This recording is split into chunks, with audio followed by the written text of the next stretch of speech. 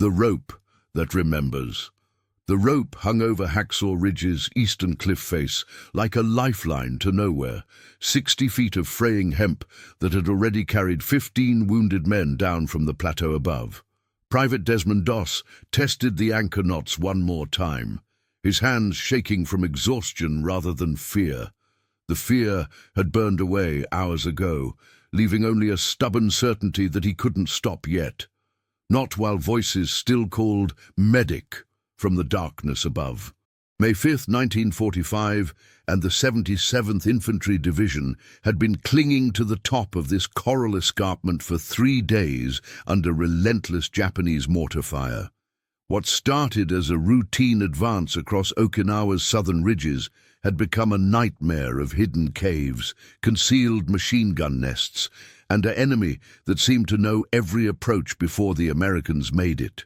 The rain hadn't stopped since the assault began, turning the red clay soil into a slippery mess that made every step treacherous. Doss's medical bag sat beside the rope, nearly empty now, except for a few morphine syrettes and some sulfur powder. He'd used his last field dressing 20 minutes ago on a kid from Tennessee who'd taken shrapnel across his back. The boy had gripped Doss's wrist with surprising strength as they rigged the rope harness around him, whispering, "Don't leave us up here, Doc," before disappearing over the cliff edge into the capable hands of the stretcher-bearers below. The irony wasn't lost on him that the same men who'd questioned whether an unarmed medic belonged in a combat unit were now counting on him to keep returning to places where armed soldiers couldn't survive.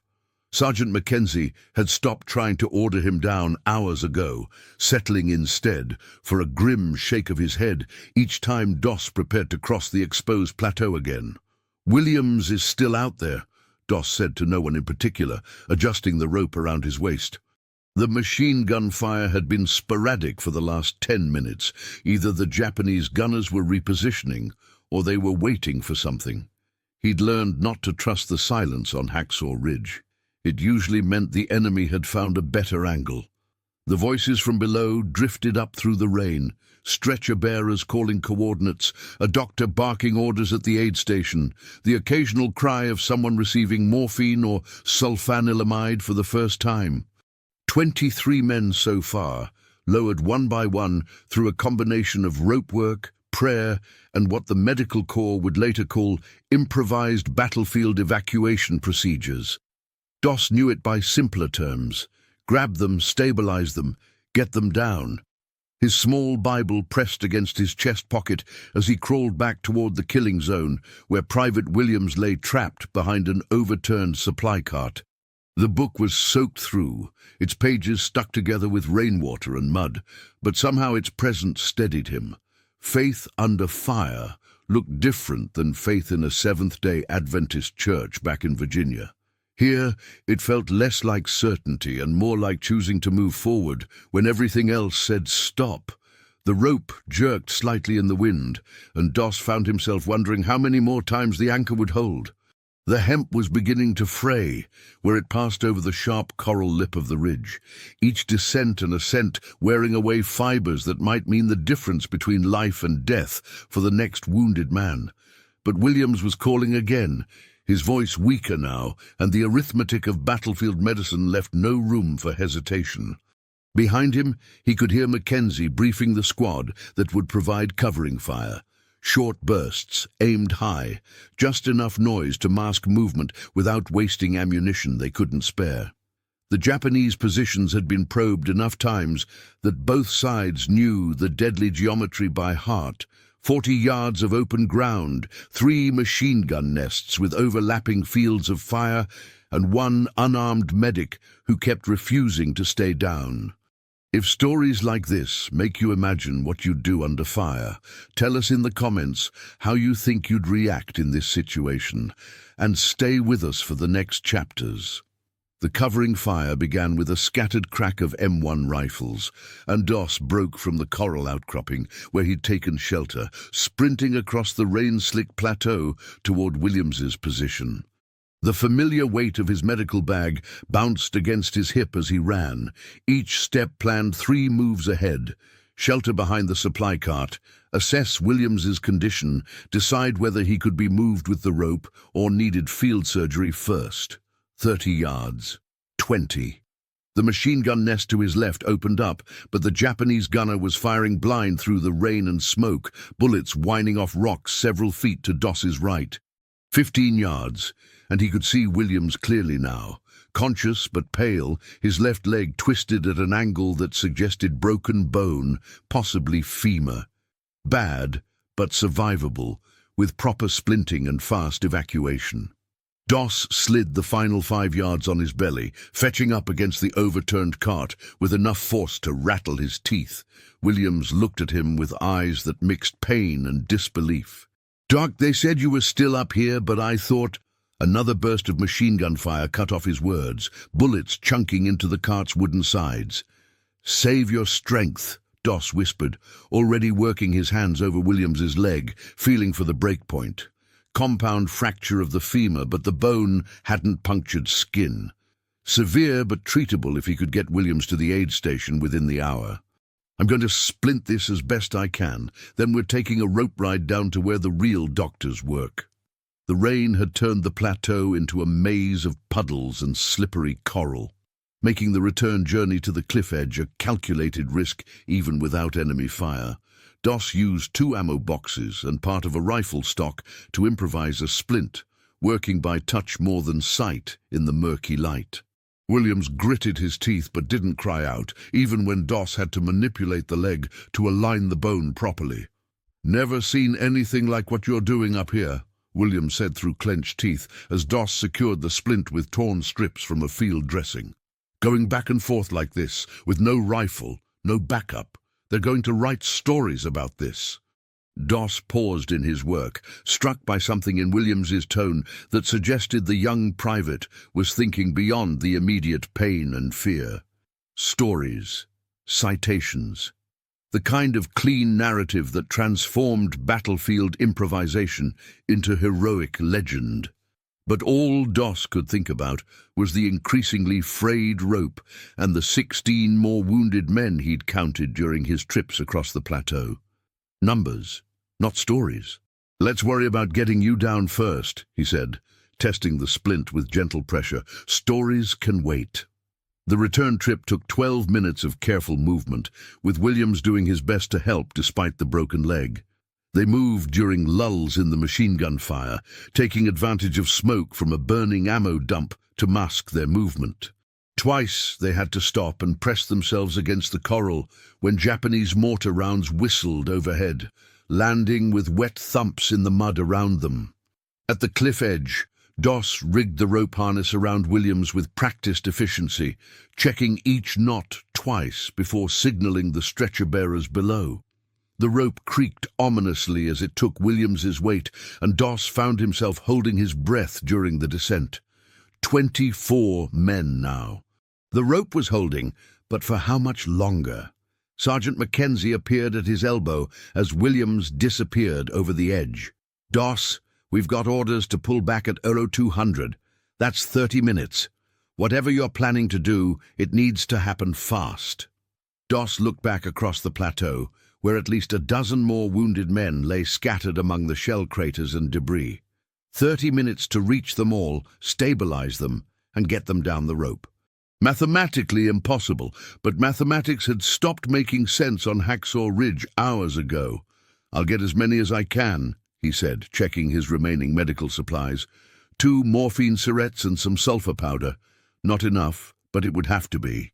20 minutes until withdrawal, and Doss was moving across the plateau like a man possessed, working his way from crater to crater, where wounded soldiers waited with the patience of those who had accepted their circumstances. The rain continued to fall, turning every surface slippery and making the rope work treacherous, but it also provided cover from Japanese observation posts that might otherwise have made his movement impossible. Private Torres, the rifleman from Mackenzie's squad, who'd initially mocked Doss's refusal to carry a weapon, now watched each rescue attempt with something approaching reverence. He'd spent the last hour helping to anchor the rope and signal the stretcher-bearers below. his earlier skepticism replaced by a growing understanding of what sustained courage actually looked like under fire. "Doc's making his 6th trip," Torres murmured to another soldier as Doss disappeared into the smoke again.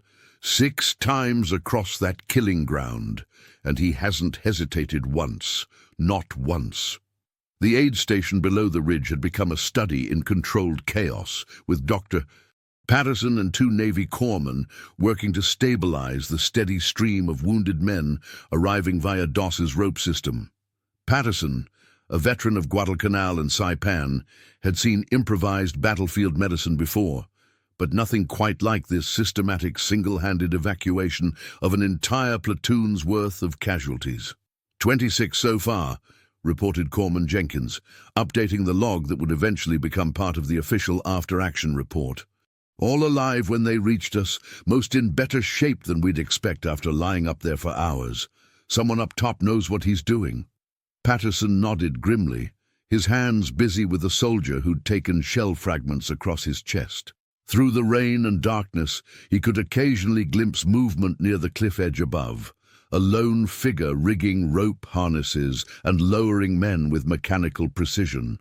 The doctor had heard rumors about the Seventh-day Adventist medic who refused to carry weapons, but seeing the results of his work changed abstract principle into concrete reality.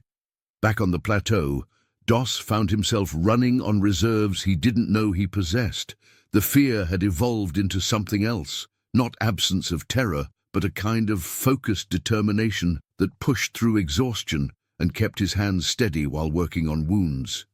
Each wounded man became a specific problem to solve. Splint this fracture, stop this bleeding, get this man down the rope before shock set in. Corporal Washington, trapped near the center of the plateau with a shoulder wound and severe dehydration, looked up at Doss with eyes that held both pain and confusion. "Why'd you come back, Doc? Orders are to pull out, right? You could be safe down there by now." Doss worked to clean Washington's wound, his movements economical and practiced. "Can't leave you," he said simply.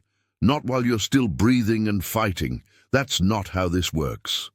The Japanese mortar fire intensified as the American withdrawal began in other sectors, and Doss could hear the distant sounds of equipment being moved and positions being abandoned. Soon he would be alone on the plateau except for the wounded and the enemy soldiers in their concealed positions. The rope creaked in the wind, its frayed condition now visible even in the poor light. 15 minutes until the official withdrawal deadline, and Doss counted 8 more wounded men scattered across terrain he could barely cross once more, let alone 8 times. The mathematics of battlefield medicine had always been brutal, but tonight they seemed impossible, yet something in him refused to accept impossibility as final. He rigged Washington into the rope harness and watched him disappear over the cliff edge, then turned back toward the darkness where voices still called for help. 27 down. The rope was holding, his medical supplies were exhausted, and every rational calculation said he should follow his unit down the ridge. Instead, he checked the anchor knots one more time and prepared to cross the plateau again. Would you follow the orders exactly, or trust what your own eyes and instincts tell you in a moment like this? Comment which path you'd take and share this episode with someone who loves real human stories from history. The withdrawal deadline passed at 200 hours, and Doss remained alone on Hacksaw Ridge with the wounded and the enemy. Below, Sergeant Mackenzie held his squad at the base of the cliff despite orders to fall back, unwilling to abandon the medic who had spent the night systematically emptying the plateau of wounded men. The rope continued to creak in the wind, each fiber under stress that would have been unimaginable during training exercises back in the States. Working now by touch more than sight, Doss moved through the darkness with a familiarity born of desperate repetition. He knew the location of every shell crater, every piece of debris that could provide momentary cover, every patch of exposed ground where Japanese machine gunners might have him zeroed in. The plateau had become a map written in his muscles and memory. Private Henderson lay behind what remained of a communications bunker, conscious but weak from blood loss.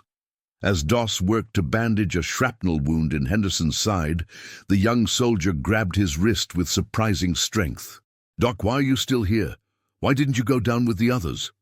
The question hung in the rain-soaked air while Doss finished the bandaging.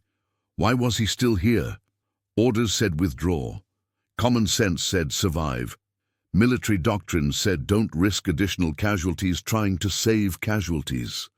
But something deeper than orders or doctrine kept pulling him back across the plateau, something that had to do with voices calling "medic" in the darkness, and the absolute impossibility of walking away while men still breathed. "Can't explain it," Doss said finally, rigging Henderson into the rope harness. "Just can't leave while there's still work to do." Henderson's descent was more difficult than the others. The rope had stretched under repeated use, and what started as a 60-foot drop was now closer to 70 feet.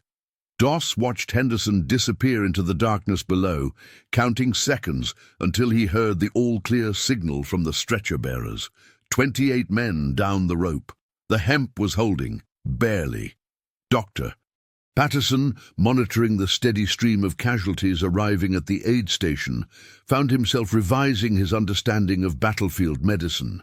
Official doctrine spoke of triage, of acceptable losses, of calculated risks and resource management.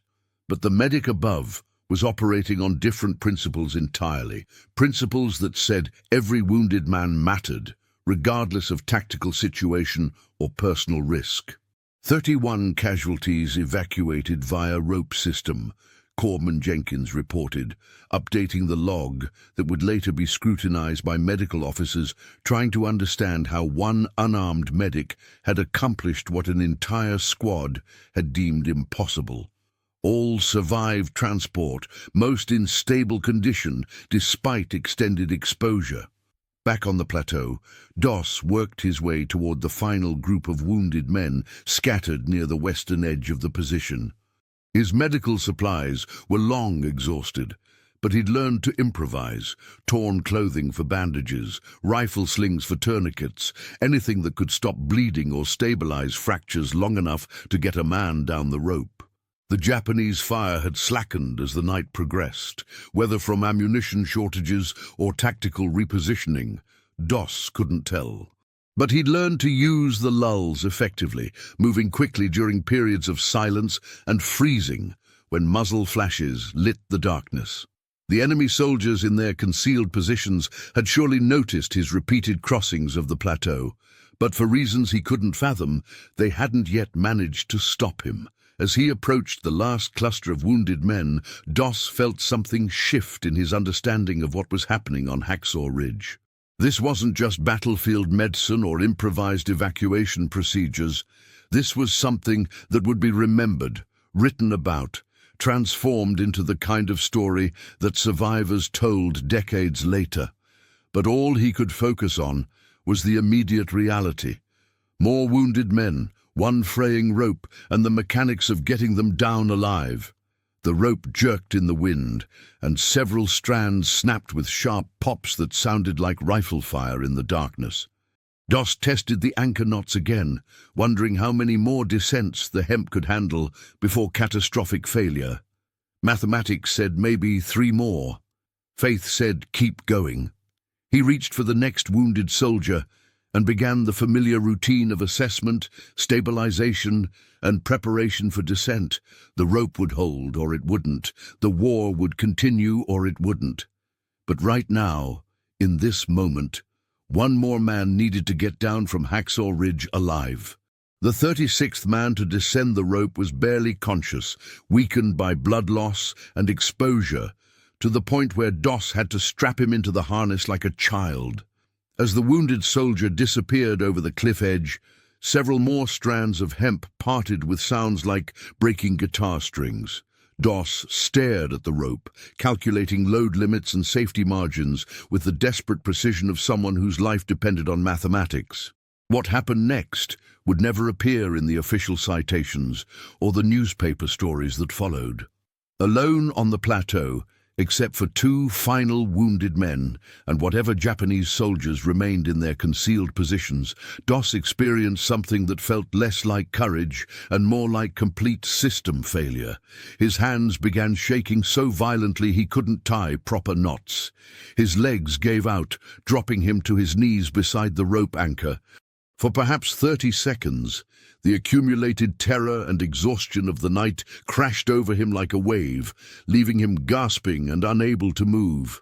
This was the moment his unit had wondered about during training. Would the conscientious objector freeze when combat became real? But freezing, he discovered, was different than breaking. The shaking passed, his breathing steadied, and he found himself whispering words from the 23rd Psalm while his hands resumed their work with the rope. Yea, though I walk through the valley of the shadow of death.